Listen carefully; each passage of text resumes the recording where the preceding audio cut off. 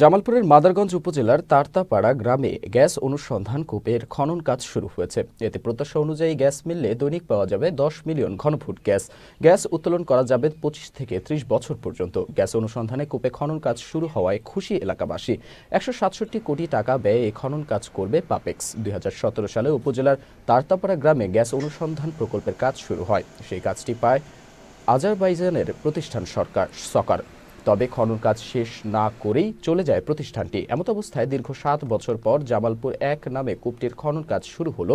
জামালপুর ১ কূপ খনন প্রকল্পের ইনচার্জ মোহাম্মদ রকিবুল হাসান বলেন, আগামী ৯০ দিনের মধ্যে ২৮০০ মিটার ড্রিলিং করার লক্ষ্যমাত্রা নির্ধারণ করা হয়েছে।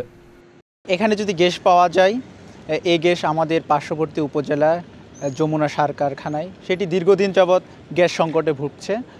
আমরা এই গ্যাস কূপ থেকে সেখানে গ্যাস সরবরাহ করা যেতে পারে এবং এই অঞ্চলের গ্রাহকদের গ্যাসের চাহিদা পূরণ করবে। গ্যাসটা পরীক্ষা নিরীক্ষা করার পরে যদি ভালোভাবে এটা বের হয় তাহলে আমাদের এলাকার বেকারত্ব দূর হবে। এই উপজেলায় যে গ্যাস দেখা মিলছে, এতে করে আমাদের উপজেলার সুনাম, আমার এলাকাবাসী খুবই আনন্দিত।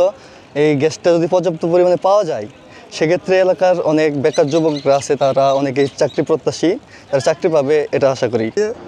আগামী ৯০ দিনের মধ্যে ২৮০০ মিটার ডিলিং করার আমাদের সম্ভাব্য একটা টার্গেট রয়েছে।